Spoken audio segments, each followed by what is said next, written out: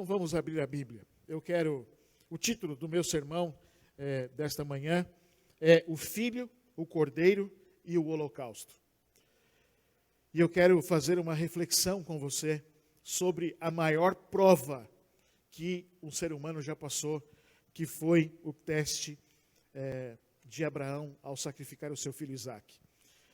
Você que está nos assistindo, nos ajude a divulgando, compartilhe o link, faça aí uma sala de vídeo, chame as pessoas, nos ajude compartilhando para que essa mensagem chegue para um maior número de pessoas. Abraão se matriculou na escola da fé quando ele tinha 75 anos de idade. Quando, ouvindo o chamado de Deus, ele abandonou a sua terra, a sua parentela, e ouvindo o chamado de Deus, foi para um lugar que Deus ia mostrar. Mas é agora, quando ele tem 120 anos, que ele vai enfrentar a maior prova da sua vida. Cerca de 17 anos tranquilos foram passados em silêncio. 17 anos sem ter nenhuma comunicação com Deus. Isaque era então um homem de aproximadamente 20 anos. Fazia também 17 anos que Abraão não tinha recebido nenhuma revelação de Deus. E de repente, então Deus se apresenta. Deus aparece, Deus se mostra para Abraão. Era a 8ª vez que Deus se mostrava, se revelava para Abraão. E veja a prova. Propondo uma prova que, segundo Ellen White, seria a mais severa que o homem jamais foi chamado a suportar. Uau! Não é à toa que ele foi chamado de o pai da fé. O pai da fé. E eu quero que você abra comigo a sua Bíblia. Livro de Gênesis, capítulo 22. Nós vamos ler a partir do verso 1. Livro de Gênesis, capítulo 22, a partir do verso 1. Vamos ler o verso 1 e também o verso 2. Diz o seguinte: Depois dessas coisas, pôs Deus a Abraão à prova e lhe disse: Abraão, este lhe perguntou, lhe respondeu: Eis-me aqui. Acrescentou Deus: Toma teu filho, teu único filho, Isaque, a quem amas, e vai-te à terra de Moreá. Oferece-o ali em holocausto sobre um dos montes que eu te mostrarei. Em algumas Bíblias, a palavra traduzida como prova aparece aí como tentou. Mas a palavra literalmente quer dizer ser colocado à prova. E não como se Abraão tivesse recebido uma tentação de Deus. Até porque, segundo Tiago, capítulo 1 e o verso 13, Deus não tenta ninguém. O que, na verdade, Abraão está recebendo é uma prova. É uma prova. E nós temos que aprender a distinguir entre provações e tentações. Elas são diferentes. Tentação tem um objetivo. Provação tem outro objetivo. As tentações vêm dos desejos dentro de nós. Enquanto as provações, elas vêm do Senhor, que tem um propósito específico a cumprir. As tentações podem ser usadas pelo inimigo para estimular o que há de pior em nós. Mas as provações são usadas por Deus para extrair o que há de melhor em nós. E veja, há uma diferença. Enquanto a tentação ela é dirigida pelo diabo para tentar tirar o que há de pior em nós, as provações elas surgem de Deus exatamente para propor o contrário. Trazer de dentro de nós aquilo que nós temos de melhor. Por isso, Deus nos prova. As tentações parecem lógicas, enquanto as provações parecem que não têm sentido, não fazem sentido algum. Ora, porque Deus daria um filho a Abraão para depois pedir que matasse o menino? Não tem lógica. É uma provação, não é uma tentação. Então, querido, a primeira lição que nós tiramos, que nós devemos aprender é essa. Espere provas de Deus, pois a vida cristã não é fácil. A vida é difícil, escreveu o psiquiatra Scott Peck, uma vez que sabemos de fato que a vida é difícil, uma vez que sabemos e que aceitamos isso, então a vida deixa de ser difícil. Querido, nós estamos vivendo um momento muito peculiar da história, em que as igrejas, na mensagem das suas igrejas, a mensagem, o teor das suas mensagens é que o cristão não vai ter dificuldade, ele não vai ter prova, ele não vai passar por nenhuma enfermidade, tudo vai correr bem, a vida dele vai ser um sucesso. Querido, não é isso que a Bíblia diz. A primeira lição que nós devemos aprender com Abraão é: espere que Deus te prove. Porque a vida cristã ela não é fácil. A vida cristã, ela é difícil. Eu só quero abrir uma janela bem pequena aqui, só para lembrar você. Deus pediu para que Abraão fosse ao Monte Moriá, ou a cadeia, a região do Monte Moriá.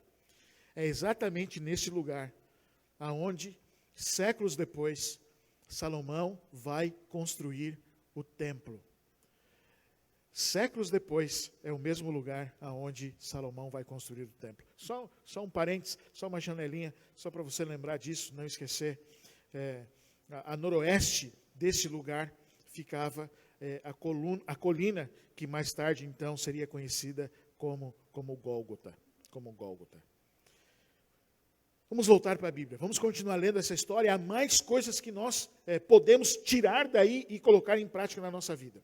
A partir do verso 3, então, estou lendo com você Gênesis, capítulo 22, e agora a partir do verso 3.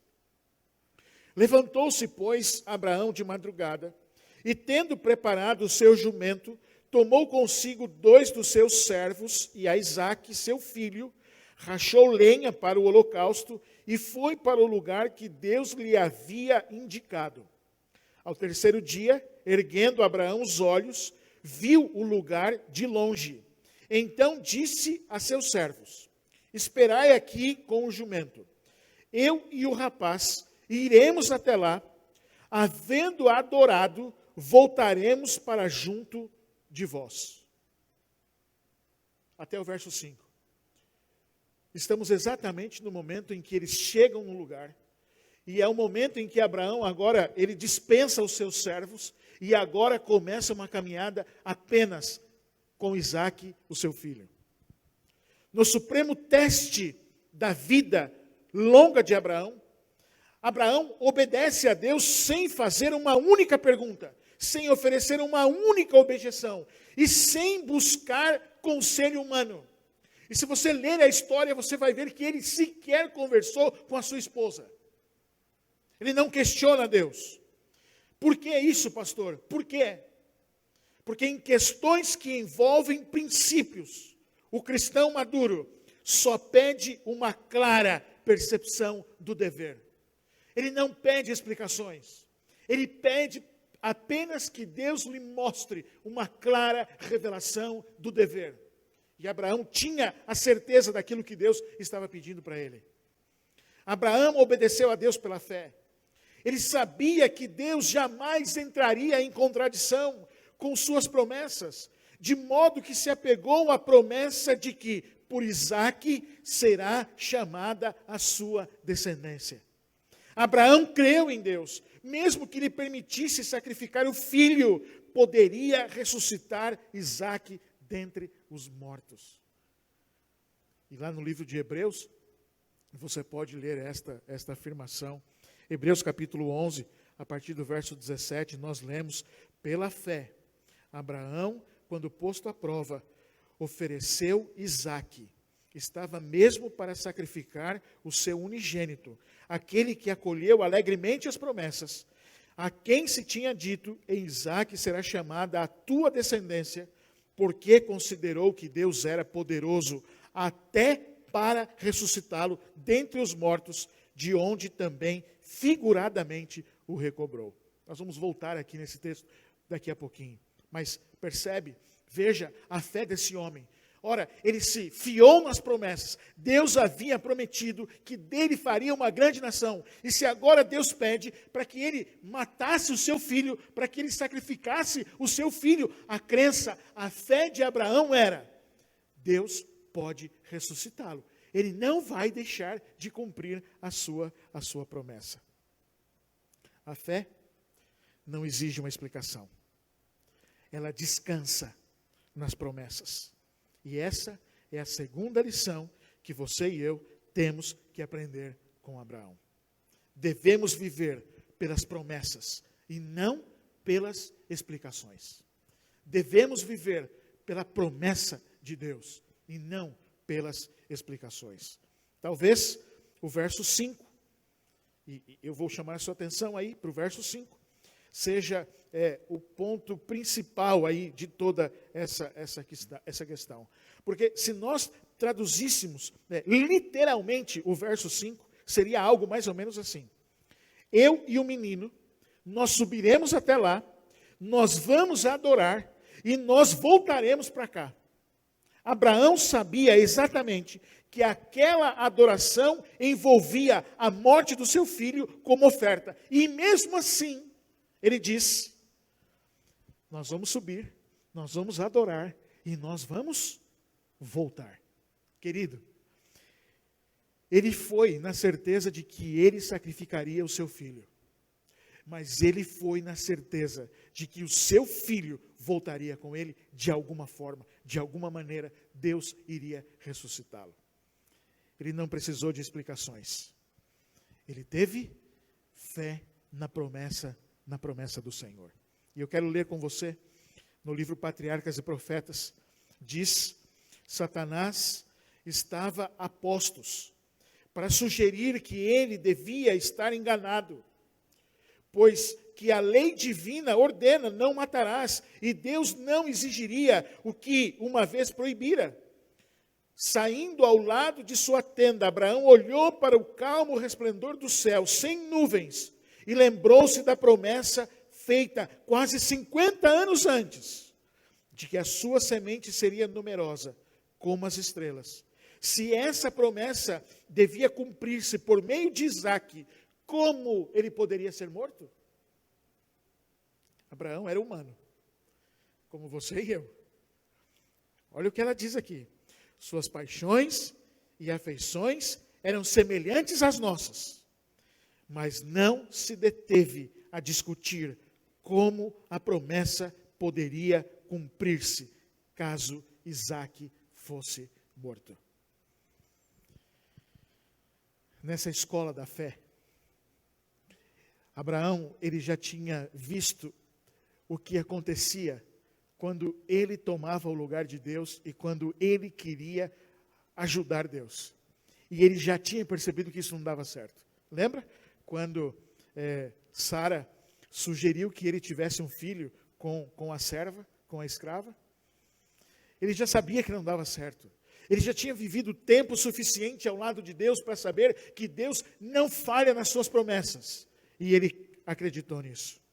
E ele creu nisso. Vamos voltar para o texto. Há uma terceira lição que nós precisamos aprender. A partir do verso 6, continua lendo comigo. A partir do verso 6, Gênesis capítulo 22, a partir do verso 6. Tomou Abraão a lenha do holocausto e a colocou sobre Isaque, seu filho. Ele, porém, levava nas mãos o fogo e o cutelo. Assim caminhavam ambos juntos. Quando Isaque disse a Abraão, seu pai: meu pai, respondeu Abraão: eis-me aqui, meu filho.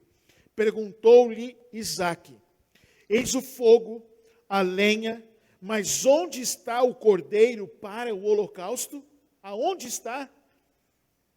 Respondeu Abraão: Deus proverá para si, meu filho, o cordeiro para o holocausto.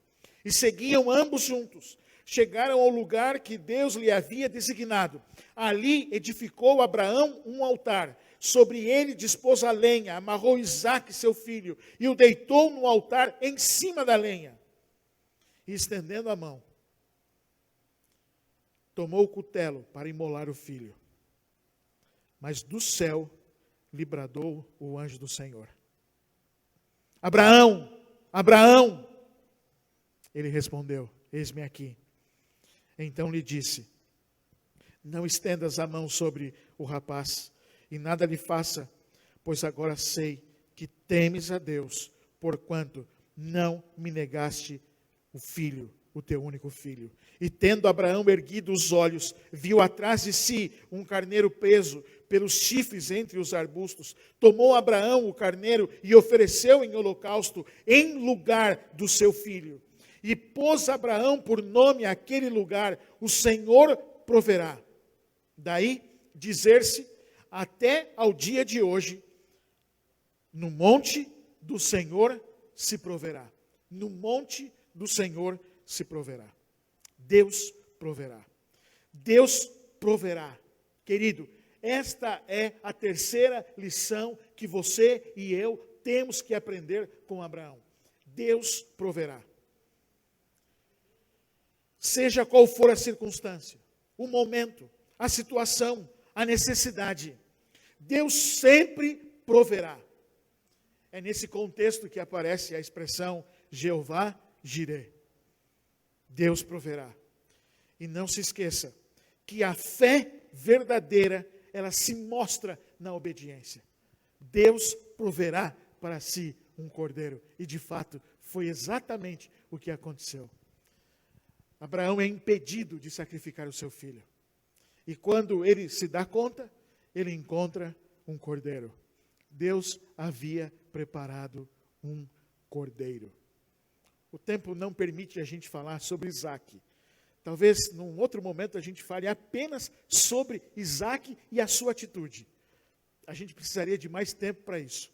Mas lembra disso, Deus proveu um cordeiro. E eu quero abrir uma janela agora, bem grande aqui com você, um parênteses. Lembra do título do sermão?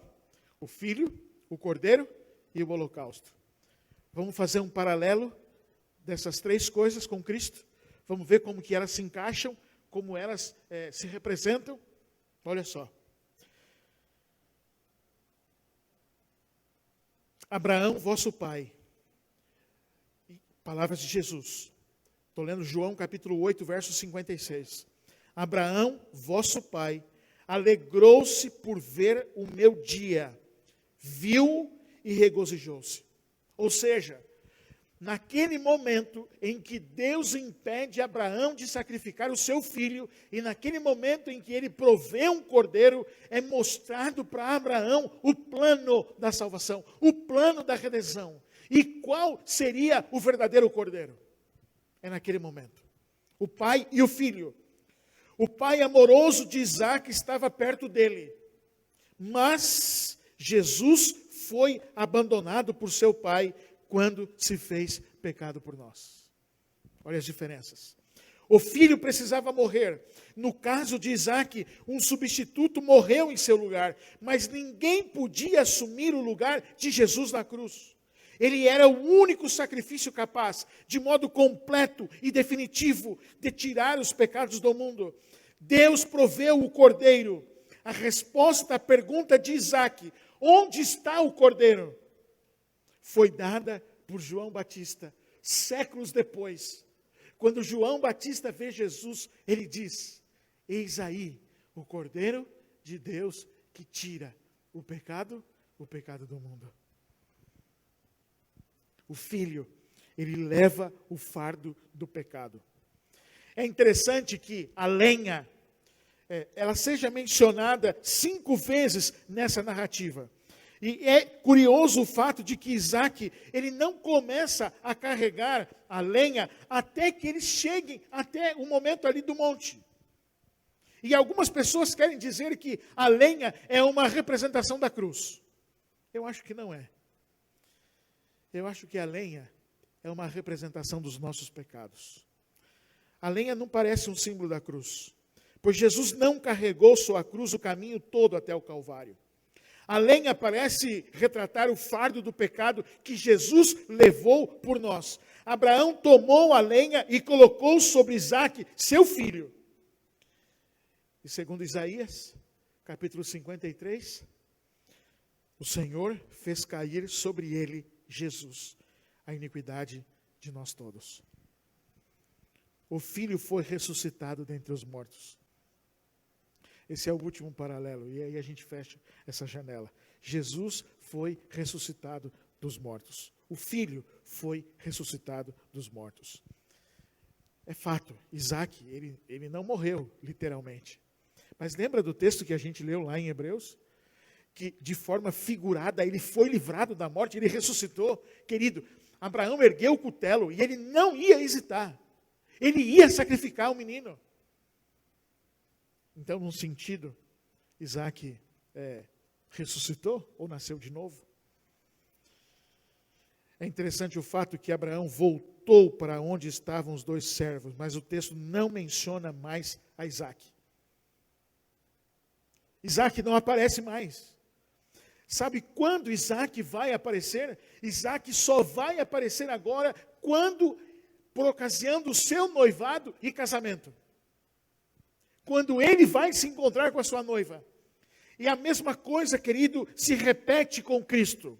Após a sua morte, ressurreição e ascensão, o próximo evento do calendário terrestre de Deus, de Jesus, aqui nessa terra, é vir buscar a sua noiva, a igreja. Que privilégio de Abraão. Abraão teve todo esse vislumbre do plano da salvação. E ele entendeu o que Deus iria fazer por amor pelo pecador. Patriarcas e Profetas, página 155, diz: quando foi dada a Abraão a ordem para oferecer seu filho, isto assegurou o interesse de todos os entes celestiais. Com ânsia intensa, observavam cada passo no cumprimento daquela ordem. Quando a pergunta de Isaac, onde está o cordeiro para o holocausto, Abraão respondeu: Deus proverá para si o cordeiro. E quando a mão do pai foi detida, estando a ponto de matar seu filho, e for oferecido o cordeiro que Deus provera em lugar de Isaac, derramou-se então luz sobre o mistério da redenção. E mesmo os anjos, compreenderam mais claramente a maravilhosa providência que Deus tomara para a salvação do homem.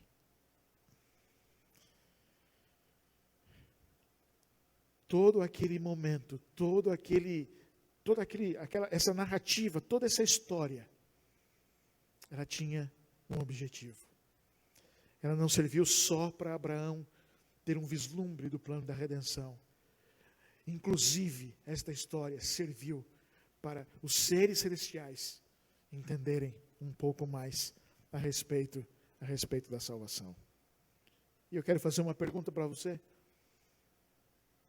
Será que vale a pena obedecer a Deus?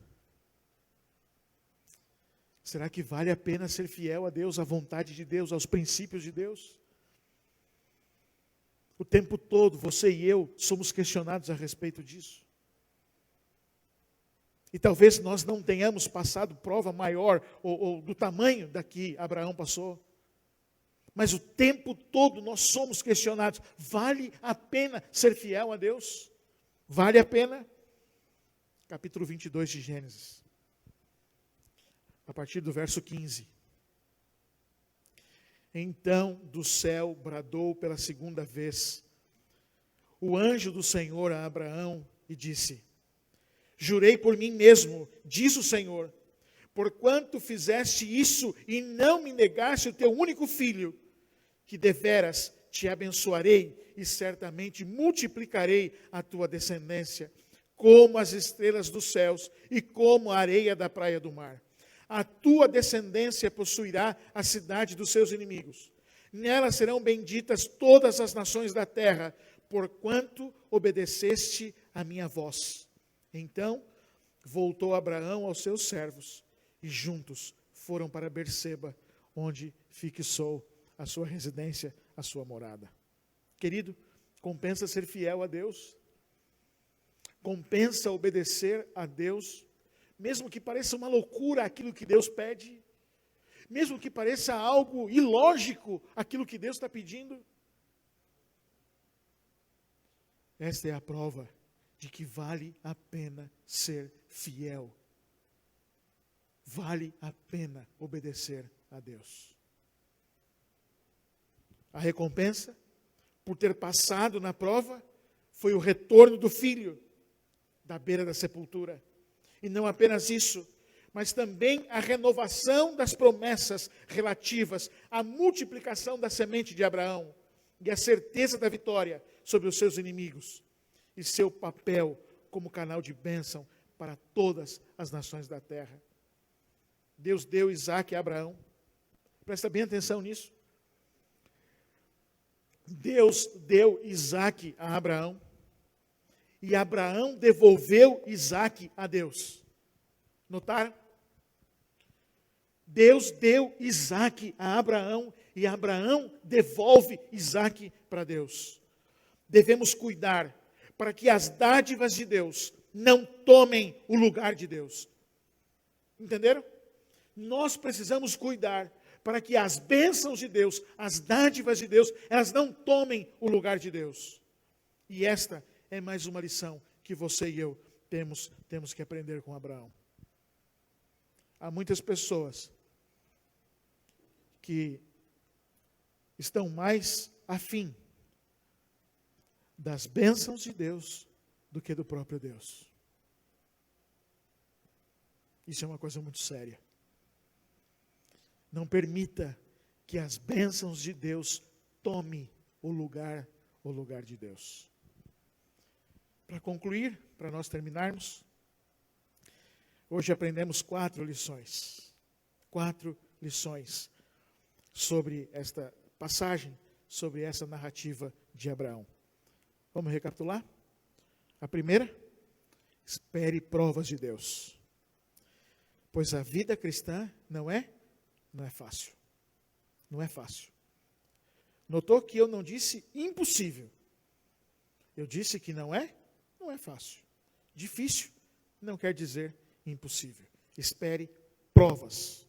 A nossa fé não é verdadeiramente testada até que Deus nos peça para suportar aquilo que parece insuportável e para esperar aquilo que parece impossível.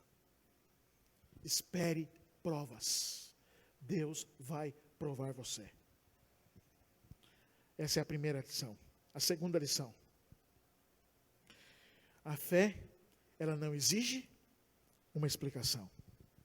A fé descansa nas promessas. Você notou como Abraão encarou a maior de todas as provas já proposta para a humanidade? Talvez você tenha lido muito rápido o verso 5. E eu não sei se você notou. Mas no verso 5, ele descreve toda esta experiência com uma palavra: adoração. Adoração. A maior prova já concedida a um homem. E esse homem, que é semelhante a você, que é semelhante a mim, mesmas paixões, natureza pecaminosa, ele encara isso com um momento de adoração. Como você tem encarado as provas da sua vida? Como você tem encarado os momentos difíceis da sua vida? Abraão encarou tudo isso como um momento de adoração. A terceira lição: Deus proverá. Não importa a circunstância, não importa o momento, não importa a necessidade, querido, não importa nada. Deus proverá. Creia. E a última, não menos importante, é a quarta lição.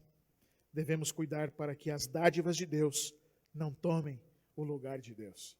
E eu vou terminar lendo para você um texto do livro Patriarcas e Profetas. E esse texto é uma resposta. Por que Deus provou Abraão? Por quê? Presta bem atenção no que eu vou ler. Foi para impressionar o espírito de Abraão com a realidade do Evangelho, bem como para lhe provar a fé, que Deus o mandou matar seu filho. Viram? 2 objetivos.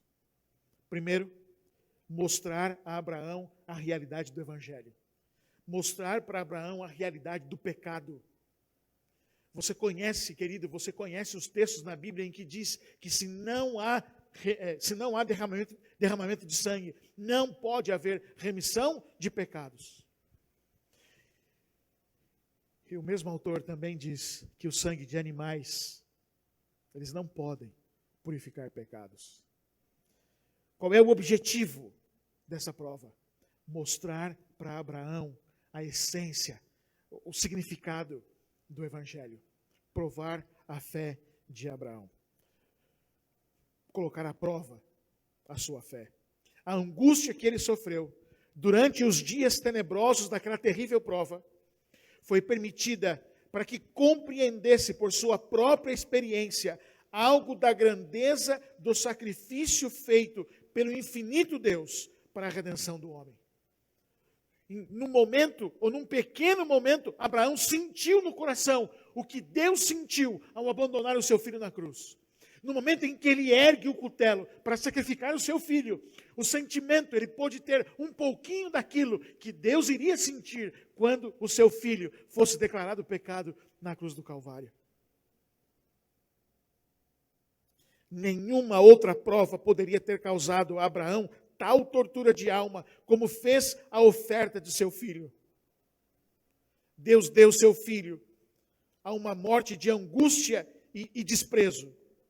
Aos anjos que testemunharam a humilhação e a angústia de alma do Filho de Deus, não foi permitido intervirem, como no caso de Isaque.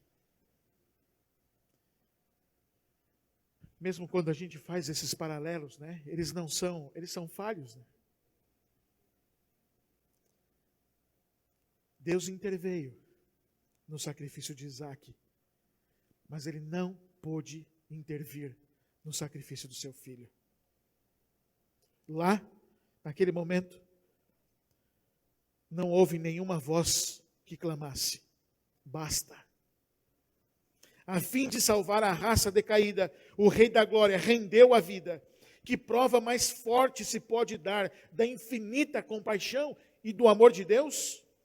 Aquele que nem mesmo a seu próprio filho poupou, antes o entregou por todos nós, como nos não dará também com ele todas as coisas? Querido, espere ser provado por Deus. Provas virão. Viva pelas promessas. Nem sempre nós teremos explicações.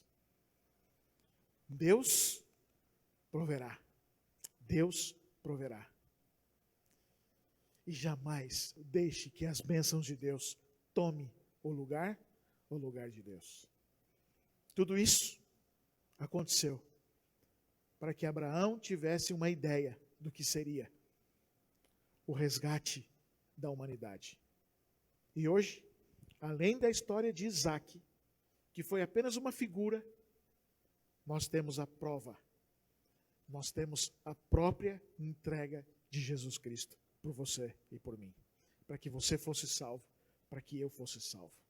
Portanto, vamos relembrar? Consegue dizer junto comigo, para a gente terminar? Eu vou orar. Qual foi a primeira? Lembra aí? Primeira lição: espere ser provado por Deus. A vida cristã é difícil. Qual é a segunda? Lembra? A segunda lição de hoje? Viva pela fé. Viva pelas promessas. E não espere explicação. A terceira? Deus vai prover. E a quarta lição: não coloque no lugar de Deus as bênçãos que Ele te concede. Que Deus abençoe você, meu irmão, meu amigo, aonde você estiver. Talvez num futuro, quando você estiver assistindo esse vídeo, que a bênção de Deus alcance você. Eu vou convidar você a fechar os seus olhos. Nós vamos orar. Pai querido, nosso Deus, nós queremos te agradecer pela exortação da tua palavra.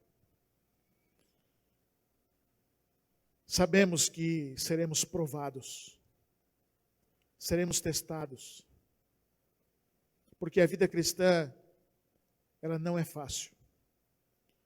Mas nós também temos a certeza de que junto com a prova, o Senhor concede livramento. Então abra os nossos olhos para ver que nós não estamos sozinhos em meio ao tempo de angústia que nós vivemos. Que através da presença do Teu Espírito no nosso coração, que tenhamos as promessas da Tua palavra sempre vivas na nossa mente, e que não nos esqueçamos delas, e que elas nos mantenham firmes nos Teus caminhos, com a certeza de que a Sua vontade para a nossa vida, ela não muda, e de que um dia nós estaremos contigo no céu. Nos dá a certeza que Abraão teve, de que o Senhor proverá todas as nossas necessidades. Cuida, Senhor Deus, de cada um dos seus filhos, cada lar que nos assiste nesse momento, cada família que nos ouve agora, que a tua bênção alcance cada lar, cada coração, cada família, na certeza de que o Senhor proverá as nossas necessidades. E não permita que cometamos o erro de colocar no lugar de Deus aquilo que o Senhor nos concede. Por favor, Pai, nos mantém firmes ao teu lado, nos teus caminhos, até aquele grande dia quando estaremos contigo no céu. Continua conosco, derrama sobre nós a tua bênção, o teu poder. Nós rogamos no nome de Jesus. Amém, Senhor Deus. Amém.